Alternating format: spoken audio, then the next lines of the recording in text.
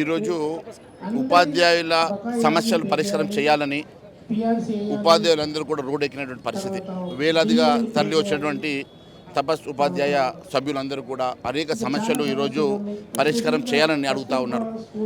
మేనిఫెస్టోలో పెట్టినటువంటి అనేక హామీలను కూడా నెరవేర్చలేనటువంటి ప్రభుత్వం ఎందుకోసం అని చెప్పేసి ఉపాధ్యాయ సంఘాలను ఉపాధ్యాయులను గోసపుట్టించుకుంటా ఉన్నదో ఈ ప్రభుత్వం అడుగుతూ ఉన్నాం.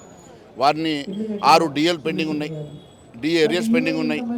మరి శాలరీస్ అంశందే కాకుండా హెల్త్ కార్డ్స్ విషయంలో కూడా మరి అదే మాదిరిగా వేలాదిగా బళ్ళు ఈరోజు మూతపడే పరిస్థితి.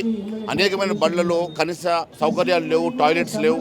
మరి ఈ సమస్యలు పరిష్కారం చేయకుండా నేను టీచర్ని జర్మనీ పంపినా లేకుంటే స్పెయిన్ పంపినా అని చెప్పేటువంటి రేవంత్ రెడ్డి గారిని ఒకటే అడుగుతా ఉన్నాను.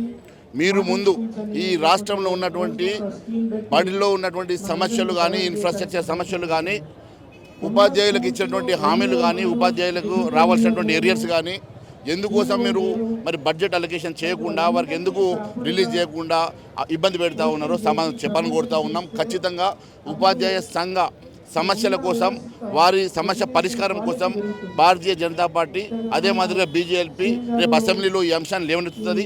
ఈ సమస్యల మీద ఖచ్చితంగా మేము పోరాటం చేస్తామని తెలియజేస్తాం. ఎలాంటి పోరాటం చేస్తారు? కార్యాచరణ ఏ విధంగా ఉంటుంది?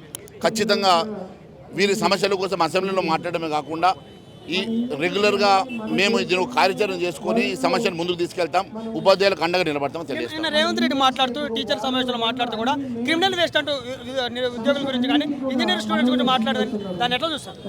రేవంత్ రెడ్డి ముఖ్యమంత్రిగా ఉండడమే క్రిమినల్ వేస్ట్. ఈరోజు చదువుకున్న విద్యార్థుల గురించి మాట్లాడేటువంటి నైతిక హక్కు ఆయనకు లేదు. నేను ఒకటి అడుగుతా ఉన్నాను, రేవంత్ రెడ్డి గారు ముందు మీరు ఇవ్వాల్సినటువంటి 12,000 కోట్ల బకాయిలు ఇవ్వకుండా, ఫీ రియంబర్స్మెంట్ ఇవ్వకుండా మీరు ఈరోజు విద్యార్థులు క్రిమినల్ వేస్ట్ అనడం అంటే ఇది మీరున్నటువంటి స్థాయికి ఒక ముఖ్యమంత్రిగా మీరు మాట్లాడేటువంటి దానికి మీరు ముఖ్యమంత్రిగా కొనసాగేదానికే క్రిమినల్ వేస్ట్గా భావిస్తూ ఉన్నాం. ఖచ్చితంగా దీనికి క్షమాపణ చెప్పాలని కోరుతా ఉన్నాం.